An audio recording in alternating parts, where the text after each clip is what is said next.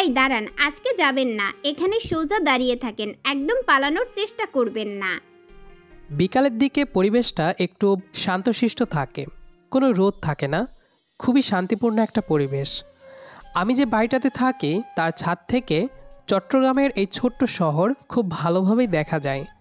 চট্টগ্রাম অনেকটা পাহাড়ি এলাকা, আর আমি যে বাড়িটাতে থাকি সেটাও বলতে গেলে একটা ছোটোখাটো পাহাড়ের মধ্যে বাড়িটা নির্মাণ করা হয়েছে। এখন আর পাহাড় নেই, সব কেটে ঘরবাড়ি নির্মাণ করে একাকার। ছাদে দাঁড়িয়ে যখন পরিবেশটা উপলব্ধি করতে লাগলাম, কিছুক্ষণ পর বাড়িওয়ালার মেয়ে ছাদে ওঠে। আর যেই আমি মেয়েটার উপস্থিতি টের পেয়ে নিচে নামার প্রস্তুতি নিলাম, ঠিক তখনই আমায় বলল আমি যেন নিচে না নামি, সোজা যেন দাঁড়িয়ে থাকি। আমি একটু চুপ করে থেকে ইতস্তত করে বললাম, আমার কাজ আছে, আমাকে এখন যেতে হবে। আমার কথাটা শুনে মেয়েটা হাত দুটো কোমরে রেখে একটু ভ্রুকুচকে তাকিয়ে থেকে একটু জোর দিয়ে বলল, দেখুন, আপনার কোনো কাজ নেই সেটা আমি ভালো করেই জানি। আপনি আমার সাথে এমন করছেন কেন? আমাকে দেখলেই আপনি এড়িয়ে চলছেন কেন? করছেন এটা? কি সমস্যা আপনার? সত্য কথা, আমার কোনো কাজ নেই। আসলে আমরা যখন এই বাড়িতে ভাড়ায় উঠি তখন বাড়িওয়ালা আব্বা আম্মাকে বলেছিল, দেখুন, বাসা ভাড়া নেবেন ঠিক আছে, সবার ছেলে মেয়ে আছে, আমারও মেয়ে আছে দুটো, তবে ছেলে নেই। আমার একটা শর্ত আছে। আব্বা তখন মাথা নাড়তে নাড়তে বলল, হ্যাঁ বলুন, আপনার কি শর্ত? আমি তখন আব্বার পাশে বসেছিলাম। মূলত ঘর নেওয়া আমার ওপর ডিপেন্ড করে। আমার যদি রুমগুলো পছন্দ না হতো তাহলে ঘর ভাড়া নেওয়া হবে না। অনেক বিল্ডিংয়ে আব্বা বাসা খুঁজেছে, কিন্তু আমার পছন্দ হয়নি বলে ভাড়া নেওয়া হয়নি। ঘর পছন্দ হলে ছাদ পছন্দ হয় না, আবার ছাদ একটু ভালো মনে হলে ঘরের রুম পছন্দ হয় না। কোনো ঘর যদি ভাড়া নিতে হয় তাহলে আমি প্রথমে একদম সোজা ছাদটা দেখি যে ছাদের অবস্থাটা কেমন। যে বাড়িতে থাকবো সে বাড়ির ছাদে যদি সময় কাটাতে না পারি তাহলে সেই ঘর ভাড়া নেওয়ার দরকার কি? সেই সুবাদে এই বাড়ির ঘর দেখতে আব্বা আম্মা আমায় নিয়ে আসে। আমি যখন রুমগুলো দেখলাম মোটামুটি ভালো, তবে তেমন একটা পছন্দ হয়নি। রুমগুলো তেমন একটা বড় না। রুমগুলো দেখে যখন আমি ছাদ দেখতে গেলাম, আমি পুরো অবাক হয়ে গেলাম। এই ছাদ থেকে চারপাশটা ভালো করে দেখা যায়, আর ছাদটা মনের মতো হওয়াতে আব্বাকে বললাম, এইখানে ঘর ভাড়া নিতে পারো, আমার ভাল লাগছে। আর আগে যে বাড়িটাতে থাকতাম ওইখানে ছাদটাও অনেক জোশ ছিল। বিশেষ করে রাতের বেলায় ওই ছাদেই আমার বেশ সময় কেটে যেত। ওই বাড়ির খচ্চর মোটা হাবলা মার্কা বাড়িওয়ালা করল কি, বাড়ির ছাদে ছোটোখাটো রুম তৈরি করে দিল, যাতে একেবারেই ছাদের সৌন্দর্য ধ্বংস হলো।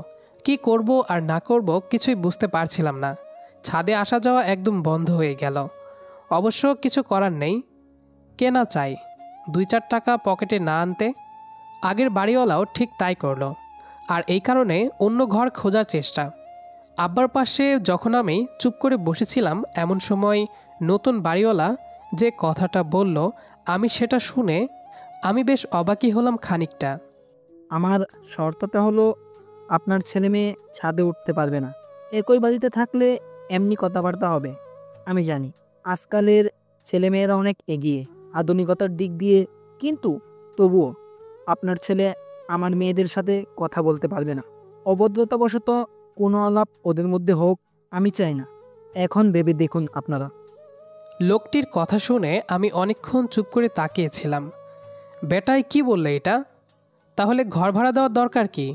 আম্মা আমার দিকে তাকিয়ে থেকে বলল, জাহেদ কি বলছে শুনেছিস বাবা? আমি কিছুই বললাম না। আব্বা আম্মা আমার উত্তর শোনার অপেক্ষায় ছিল। ওই যে বললাম, আমার উপর ডিপেন্ড করছিল সব কিছু। আমি একটু সময় নিয়ে আব্বাকে মাথা দিয়ে না সূচক ইশারা দিলাম। আব্বা বাড়িওয়ালাকে বলল, আমরা আপনাকে ভেবে পরে বলবো। আচ্ছা ঠিক আছে, 2-1 দিনের ভিতরে বলবেন। জানেন তো, ঘর সবসময় খালি থাকে না, একজনের জন্য তো আর ঘর ফেলে রাখা যাবে না। আমি বুঝলাম না, ভেবে দেখার কি আছে? ছাদে যখন উঠতে পারবো না তখন ঘর ভাড়া নিয়ে লাভ কি? ছাদটাকে বেশি প্রাধান্য দেয় এই জন্য যে আমি ছাদে উঠে গিটার নিয়ে মাঝে মাঝে গান করি, যদিও তেমন পারি না।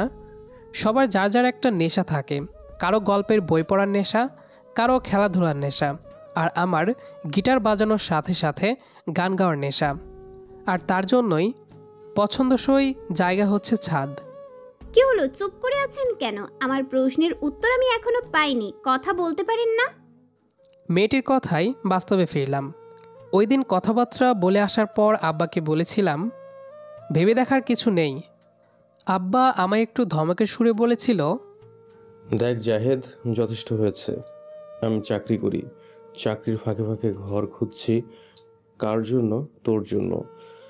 ছাদে কিছু যায় আসে না, হয় এই বাড়িতে থাক আর না হয় নতুন বাড়িতে। আমি কিছু বললাম না। রাতে ভাবলাম এই বাড়িতে তো এখন ছাদেই উঠা যায় না। তাছাড়া নতুন বাড়ির ছাদটা অবাক করার মতো, খুব সুন্দর।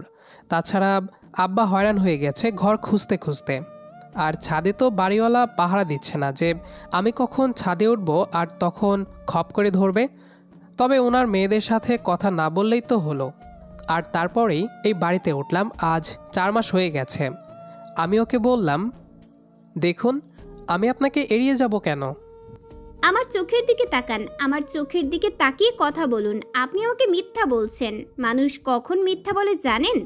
যখন চোখে চোখ রেখে কথা বলার সাহস থাকে না। এই মেয়ে দেখি একটু বেশি বুঝে। আসলে মেয়েটার দিকে তাকিয়ে আমি কথা বলিনি। বাড়িওয়ালার 2টো মেয়ে, বড়টার নাম উম্মে ইবনাত আর ছোটটার নাম উম্মে মালিহা। আর এখন বাড়িওয়ালার ছোট রাজকন্যাই আমার সামনে দাঁড়িয়ে কথা বলছে। একটা কথা কি, আমি যখন ছাদে এসে চুপি চুপি গিটার বাজাতাম, ওরা 2 বোন মিলে দাঁড়িয়ে শুনতো, যেটা আমি দেখতাম না। পিছন থেকে দাঁড়িয়ে শুনতো তো তাই। আর যখন টের পেতাম তখন কিছু না বলে চুপচাপ ছাদ থেকে নেমে যেতাম। এই 4 মাসে আমি অনেক দূরে দূরে থেকেছি এদের কাছ থেকে। তবে একটা বিষয় লক্ষ্য করেছি, মালিহার বড় বোনকে তেমন দেখতে পেতাম না, কিন্তু প্রতিদিন মালিহাকে ছাদে নজরে পড়তো। তবে কেউ কারোর সাথে কথা বলতাম না। বাড়ি গেটের সামনে দেখা হলে নিচে তাকিয়ে না দেখার ভান করে চলে আসতাম। আমি এবার সরাসরি মালিহার চোখের দিকে তাকিয়ে বললাম, আপনার আর কিছু বলার আছে? কথাটা একটু শক্ত কণ্ঠে বললাম। আমার কথাটা শুনেই মালিহা আর কিছু বলল না। কথাটা এমনভাবে বললাম যেন আমি কোনো পাত্তাই দিচ্ছি না।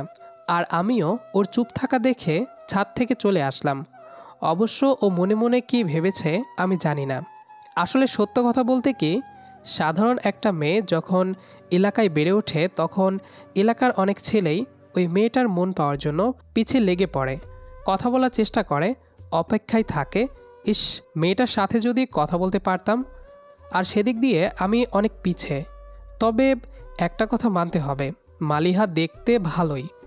মেয়েটার ঠোঁটের কোণে ছোট্ট একটা তিল আছে, যেটা ওর চেহারার সৌন্দর্য আরও ফুটিয়ে তুলেছে।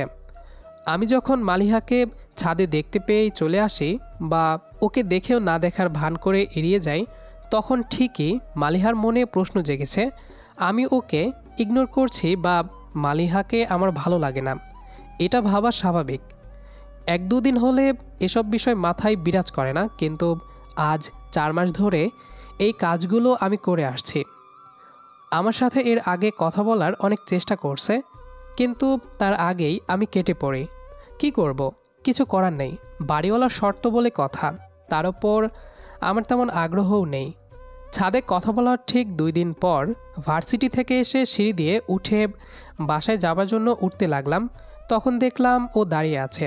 আমি যথারীতি না দেখার ভান করে চলে যেতে যাব, অমনি আমার সামনে এসে পথ আগলে রেখে বলল, আমিও দেখে নিব আপনি কি করে আমাকে এড়িয়ে চলেন। অনেক ভাব আপনার, তাই না?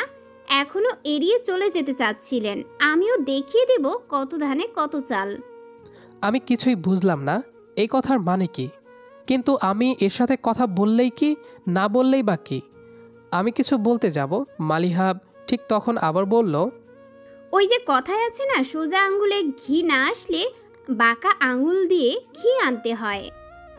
আমি বোকা বনে গেলাম। ইতস্তত করে বললাম, এই কথার মানে কি? মানে কিছুই না, এত বুঝতে হবে না আপনার। আমাকে ইগনোর করা এতটা সহজ, আমিও দেখে নিব। ওর কথা গায়ে মাখলাম না আমি তেমন। আমি এই কথার জবাব না দিয়ে বললাম, ঠিক আছে, এখন যেতে দিন। যখন কথাটা বলে একটু থামলাম, ও শুধু আমার দিকে তাকিয়ে রইল। ওর তাকানোর ভঙ্গিমা আমার কাছে কেমন জানি লাগলো। ও আস্তে আস্তে এক পা দুপা করে আমার কাছে আসতে লাগলো, আর আমিও একটু ভয় পেয়ে এক পা দুপা করে পিছিয়ে একটু একটু তাকিয়ে এক সিঁড়ি দু সিঁড়ি পিছনে নামতে লাগলাম। মনে মনে বলতে লাগলাম, আরে কেউ থাকলে এই মেয়ের হাত থেকে আমায় বাঁচাও। একবার ভাবলাম একটা চিল্লানি দেই বাড়িওয়ালা বলে, কিন্তু দিলাম না, কারণ বাড়িওয়ালা এইসব কথা বিশ্বাস করবে না। মালিহা আমার দিকে আরও এক পা সামনে আসলো, আর আমি আরও এক পা পিছনে গেলাম। ও একটু হেসে ফেললো শব্দ করে, তারপর বলল, এখনই ভয় পাচ্ছেন, আরো কত কিছু তো এখনো বাকিই আছে। আমি কিছুই বললাম না।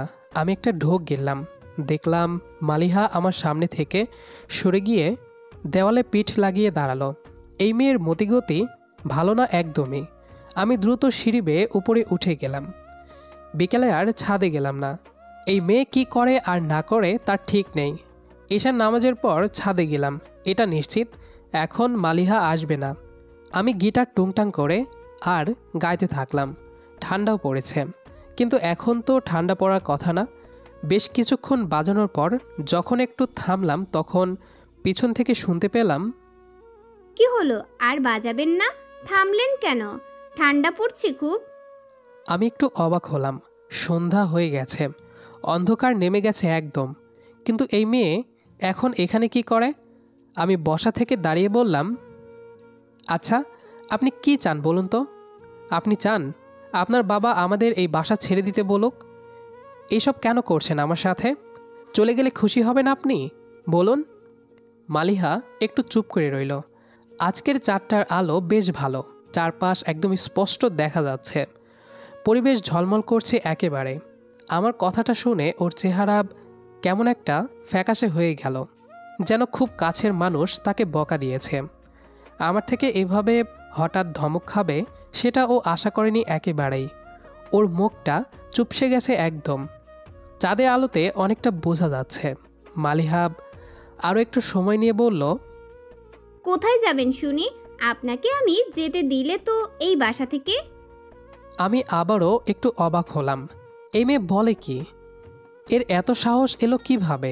আমি যখন চুপ করে দাঁড়িয়ে রইলাম, কিছু বুঝে ওঠার আগেই মালিহা হুট করে আমার কাছে এসে আমার ঠোঁটে ওর ঠোঁটের উষ্ণতা দিয়ে দিল।